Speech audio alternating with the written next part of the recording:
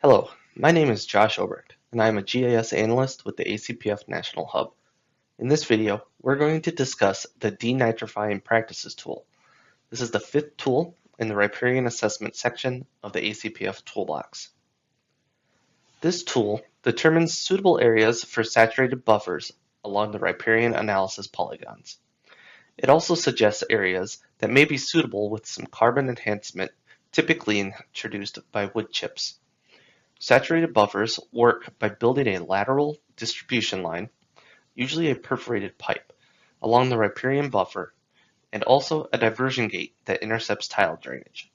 The diversion gate can be raised, and then this will in turn raise the water table within the buffer, saturating the area. And this enhances nutrient removal from the tile water. Let's get the tool running, and then we'll go over the details. In ArcGIS Pro, we'll open the catalog window on the right side of the screen, if it isn't already open, by clicking the catalog tab. Expand our ACPF toolbox and expand Riparian Assessment. Double-click the Denitrifying Practices tool to open. This tool needs 13 inputs and produces one result. Do not worry, this looks more intimidating than it is. The first input is our stream reach. Again, this will be the same stream reach that you use to generate your riparian catchments. Since it is in our map, we will choose it from the first dropdown. This will auto-populate multiple other inputs. Our riparian catchments, our slope raster, our G-Surgo raster, and our soil profile table. The next input we need to fill in is our unfilled DEM, and has been the case, our new DEM. We can choose that from the dropdown. Then we have our Z-factor, 0.01. Then we have a crop data layer. You can choose to use any year that is provided, though if you're looking for the most recent, you may want to run the GetNAS tool and use the most recent CDL raster. We'll choose the most recent year we have in our geodatabase. Click on the folder next to the input and navigate to our geodatabase. The crop data layers all start with WSCDL. The latest year we have in our geodatabase is 2022. Click on that and click OK. We then need to set a minimum organic matter percentage, a maximum percentage of coarse soils, a minimum percent of near stream soils in which all soil conditions have been met, a minimum percent of riparian zone that must contain slopes between 2 and 8%, and then set a maximum bank height. All these last inputs are going to be based within at least the 90-meter riparian zone, and defaults will be provided. We will use those defaults. Our output will be a saturated buffer table, which, similar to the riparian function table, will be able to be joined to the riparian catchments or riparian attribute polygon output. Click Run to run the tool. So the first step is to create our units of analysis, and this is going to be the 90-meter buffer around the stream reach. The next step is to look at soil conditions within these 90-meter buffers. The following soil conditions must occupy 35% of the area within 20 meters of the stream. The user can vary this percentage from 25 to 75%. These soil criteria defaults are as follows: that organic matter must make up at least 1.5%, and that is from the surface to 1 meter depth. The max coarse material must be less than 65% from 50 to 150 centimeters depth, and the drainage class must not be well drained. The next criteria is bank height, and bank height must not exceed 12 feet in height. This is tested by finding elevations above the stream within 20 meters of the channel. This is done to ensure stability if the area becomes completely saturated. The next criteria is slopes. 35% of the area in each 90-meter riparian zone must be between 2 and 8%. And finally, agricultural land must exist within the buffer zone. The Denitrifying Practices tool has finished running. We can see that the results, a saturated buffer table, has been added to our map. Right-click on the saturated buffer table in the table of contents and click Open. This table can be joined to our riparian catchments or our riparian attribute polygons by the riparian ID.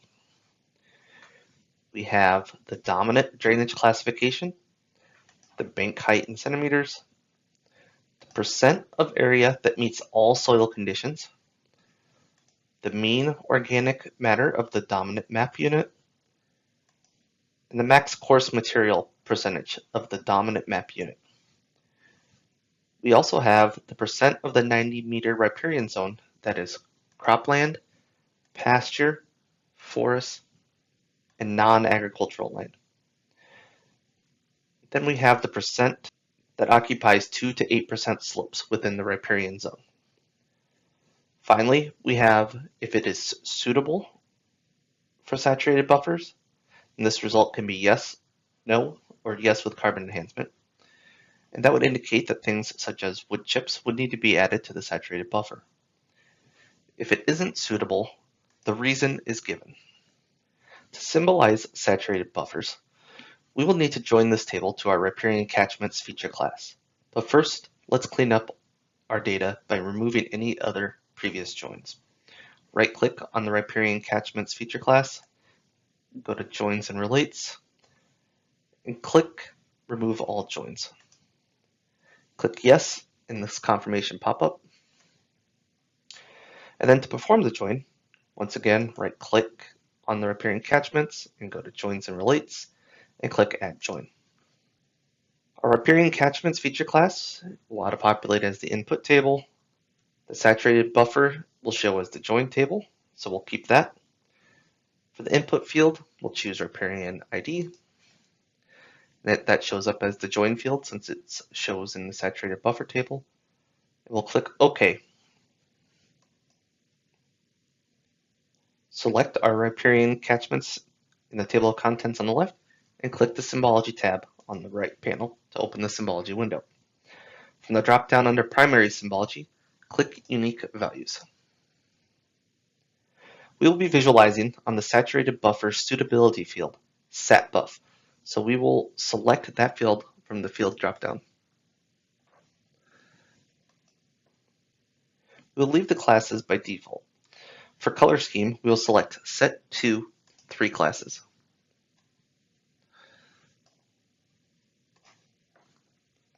These null values are going to be the headwaters, so we can right-click on that and click Remove.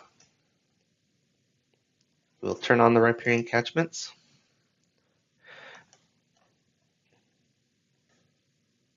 This symbolization shows that we have quite a bit of our watershed that is currently not suitable for saturated buffers. We can also join this table to the riparian attribute polygons. We will perform the same join we did on the riparian catchments, but on the wraps.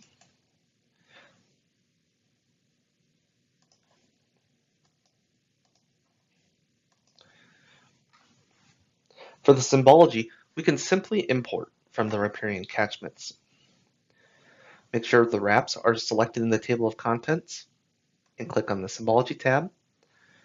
And then click on the 3 gray lines at the top right of the Symbology window and click Import Symbology. Under the Symbology layer, we will choose Riparian Catchments. The SatBuff field, which is what we are using to symbolize our riparian catchments, is found in the wraps feature class, so it shows up as the target field. We can go ahead and click Run. If we zoom in,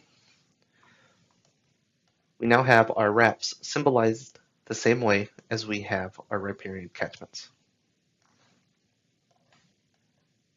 Using the Explore tool on our selected layer in the table of contents, which will be the riparian catchments, we can select some of these larger riparian catchments that are shown to be suitable. If we expand the value that's in the pop-up. We can see the wrap that is associated with the riparian catchment. By clicking on the riparian catchment itself, we have the number of acres that the catchment is, and then also the number of tiled acres that the catchment is. Remember, saturated buffers rely on having a tiled system already. So out of these roughly 159 acres, about 11.5 are likely to be tiled already. So this may be a good place to start looking for suitable sites and approaching people about saturated buffers. To recap, we ran the Denitrifying Practices Tool and discussed how the results were calculated. In the next video, we'll go over the sixth and final tool in the Riparian Assessment section of the ACPF Toolbox, two-stage ditches.